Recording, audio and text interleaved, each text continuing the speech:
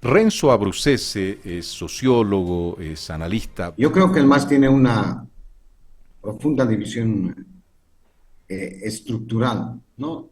Entre los dos bandos. Yo creo que se ha llegado al punto en el que ya es irreconciliable la posición, estructuralmente hablando, pero tiene una coherencia funcional muy fuerte.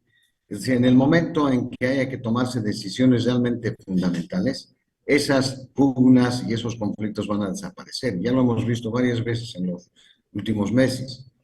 Y simplemente porque esta unidad está basada en un concepto de raza. Hace parte del proyecto de la nación étnica que habían diseñado en el gobierno de Evo Morales, de manera que en base a ese criterio que es fundamental, ¿no? Es realmente fundamental porque hace a lo único que el MAS pudo hacer como reforma real, que es la inclusión real de los indígenas. Hace entonces al corazón mismo del proyecto masista. Y en ese sentido nunca va a haber división. Por lo demás, claro, han secuestrado el Estado y ahora hay una pugna que parece entre mafiosos, pero, pero eso no va a terminar afectando profundamente el MAS. Lamentablemente está arrastrando a la sociedad entera. Nunca hemos estado como hemos estado ahora. Creo que ni siquiera en el periodo de los caudillos bárbaros, ¿no? En la fundación de la República. Es el nivel de desinstitucionalización, el quantum de corrupción que ha copado el Estado y todas sus instituciones, no lo habíamos visto nunca. Ni siquiera con García Mesa para irnos a los tiempos más modernos. Entonces la situación es crítica, extremadamente crítica, a lo que hay que sumar el sistemático boicoteo y en realidad la destrucción total del sistema político y de las formas de representación de la sociedad. De manera que la sociedad está un poco desvalida mientras el MAS hace y deshace de la institucionalidad y de la república. En ese contexto, ¿se hace ingobernable el país para la administración Arce o no? ¿Cómo? Perdón. En ese contexto, ¿se hace ingobernable el país para la administración Arce? En realidad va a terminar ingobernable, ¿no? Ya lo estamos viendo. Estamos viendo que no le es posible a Arce Catacora controlar todos los dispositivos del Estado. Cualquier momento van a haber sobresaltos en ese sentido. Pero a más de eso, es imposible que pueda uno conducir la nave del Estado en la situación actual. Es decir, realmente yo no creo que formalmente hablando tengamos gobierno, tenemos desgobierno, porque las contradicciones internas, cada conflicto entre dirigentes masistas termina afectando al país entero. Y termina afectando al país entero porque la estrategia es que si se quiere presionar al gobierno para que ceden algo, el sector revista moviliza a sus bloqueadores, a sus paramilitares, etcétera, y termina bloqueando un país. No podemos continuar así. Tenemos que tener un gobierno de verdad, independientemente de la ideología que tenga, porque ese es el sentido de la democracia. Pero un gobierno de verdad, no un gobierno que transforme el país en el espacio de un pugilato entre bandas, porque ya esto ya parece una pelea de bandas, ya no de fracciones de partido. Esto no puede ser. Yo creo que hemos tocado fondo. En lo que va de mi larga vida no he visto una situación tan penosa. Ahora, ¿no puede llegar a ser este el cierre del sistema político que conocíamos? Porque de alguna manera el movimiento al socialismo, al no ser un partido tradicional, pero sí ser el instrumento político más IPCP, de alguna manera reflejaba antiguos comportamientos de la casta política del país. ¿No es este acaso el fin de ese proceso? Sí, efectivamente. Yo tengo dos libros publicados al respecto. Uno que se publicó Ya. en julio del pasado, que se llama El fin de un ciclo y el futuro de la democracia, que es exactamente esa tesis. A la situación que estamos viviendo se añade el hecho de que se ha cerrado el Estado, ha concluido el Estado del 52. El MAS realizó la única reforma que el MNR, de las reformas centrales me refiero, no había ejecutado, que era la inclusión real de los indígenas, porque la inclusión que suponía el voto universal de 1952, del Decreto Supremo del 52, en realidad fue muy formal, ¿no es cierto? La inclusión no fue del todo real. Figuraban las milicias obrero-campesinas como parte de ese proceso de participación y representación, uno que otro ministro alguna vez y algún funcionario público. En cambio, Evo realmente produce la inclusión, que además es lo mejor que ha hecho el MAS y que todo el mundo estamos de acuerdo en que eso había que hacerlo, porque era una tarea pendiente con la historia. Eso está perfecto, nadie se opone y todo el mundo lo felicita. Que se racializó el proceso en un horizonte de racismo a la inversa, ese fue el error. Eso es lo que condenó al fracaso el proyecto del Estado plurinacional. Pero el MAS cerró el Estado del 52 y estamos viviendo una fase, ¿no?, de transición en la que toda la sociedad está en una desesperada búsqueda de nuevas formas políticas, de un nuevo proyecto de Estado, de un nuevo proyecto de sociedad y de nuevos líderes. El Estado del 52 hizo todo lo que tenía que hacer. El proyecto plurinacional, que hubiera sido un buen proyecto si es que no se racializaba, fracasó. Es un proyecto fallido. Y estamos en la disyuntiva de encontrar ahora una salida democrática a un proyecto de Estado que no tiene en este momento ningún instrumento capaz de ejecutar esa transición.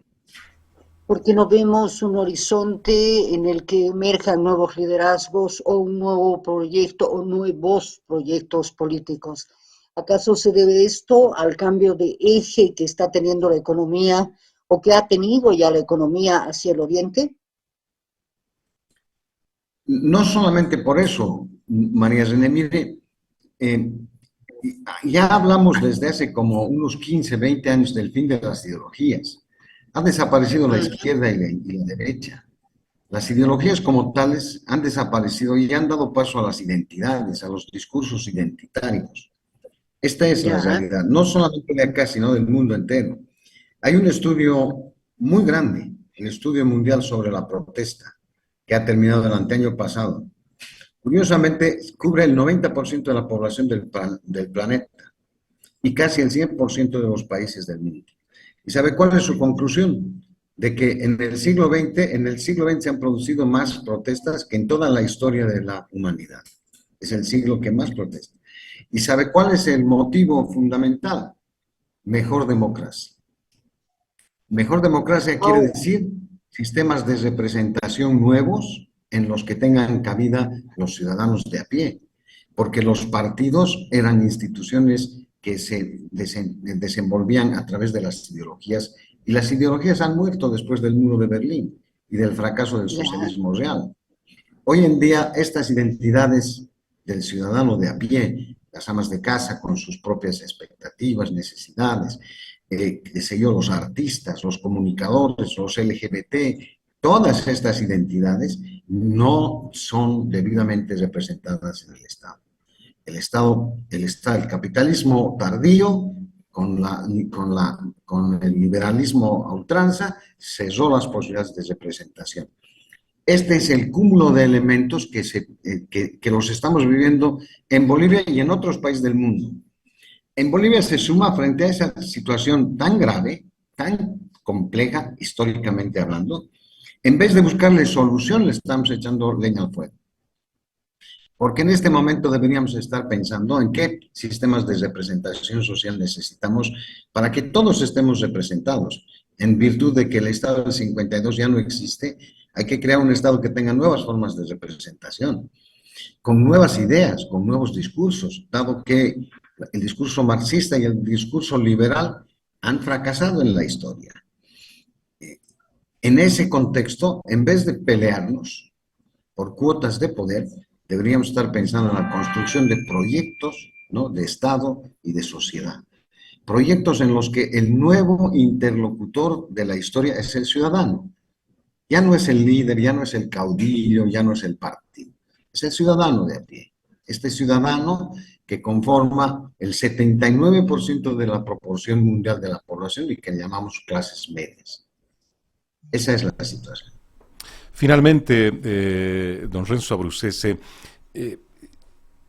¿cuán importante podrá ser los sectores sociales, sindicales, sectores de trabajadores en la política? Se avecina, por lo que se ha anunciado, un bloqueo nacional de caminos por tiempo indefinido a partir del 4 de septiembre.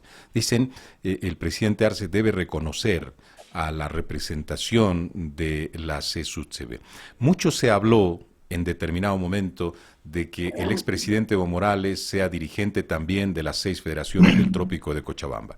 ¿Hasta qué punto se podrá dividir un gobierno, un Estado, un presidente que gobierna para todos con estos conflictos de la CSUCB, por ejemplo? Es que el problema no es que gobierno para todos, ese es el problema. Miren, los movimientos sociales, yo tengo una impresión, no tengo datos, ni tengo un dato empírico, una verificación empírica, pero además es Vox Populi. ¿Quiénes son los movimientos sociales? Bartolinas, interculturales, cocaleros, 2 instituciones más. Estoy seguro que son instituciones prebendales. Tendremos que ver en algún momento dónde están realmente las instituciones sociales, ¿no? Los movimientos sociales.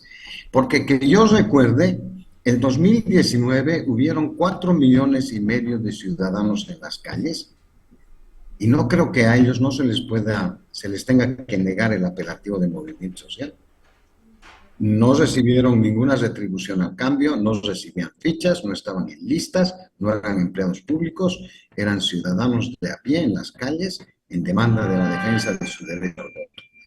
Los movimientos sociales en este momento, técnicamente hablando, están entre comillas, porque realmente en nombre de 5 instituciones llamadas movimientos sociales y una que los aglutina, que es el Pacto de Unidad, el gobierno hace lo que le da la gana en este país. Y yo tengo mis serias dudas de que esas 5 instituciones representen a esos 4,5 millones de habitantes que en 2019 decidieron defender su voto. Yo creo que no va por ahí. Ahora, ¿que van a haber huelgas? Claro, pues este es un país que se ha educado, se ha formado en la cultura de la huelga y de la protesta, que tiene un lado bueno y tiene un lado malo. Un país pacífico, un país pasivo, un país adormilado como Venezuela está condenado a las dictaduras. Este no es ese país. Este es un país en el que cuando las cosas llegan a un límite, la gente sale a las calles. Tiene su lado bueno y tiene su lado malo. Y seguramente las fuerzas ahora en pugna, que son las dos alas del levismo, van a hacer uso de esas estrategias históricas de lucha. Pero vuelvo a repetir, mientras ellos luchan por sus intereses, etcétera, por sus prebendas, por sus intereses, y además por tratar de borrar 19 años de historia que tendríamos que empezar a desempolvar para ver quiénes no contribuyeron a este país y quiénes no lo hicieron. Por todo eso. Pero esta pugna entre los dos está arrastrando el país. Hoy día escuchaba yo una noticia en Pando. El gobernador de Pando ha declarado hace 2 horas que de 24 millones que era el presupuesto para este año, el gobierno le ha remitido 1 millón. Y se quejaba el gobernador, dice, no tengo para sueldos, no tengo para gasolina, no tengo absolutamente para nada. El discurso oficialista nos muestra como Suiza. Este conjunto de elementos, este abrumador empuje de la corrupción, esto de haber transformado la mentira en política de Estado, estas contradicciones internas que terminan afectando a la sociedad no pueden seguir. Estamos llegando a un punto culminal. Hemos tocado fondo y yo creo que en cualquier momento va a haber una reacción porque la cosa no puede seguir así. Finalmente todo esto redunda en nuestros bolsillos, ¿no?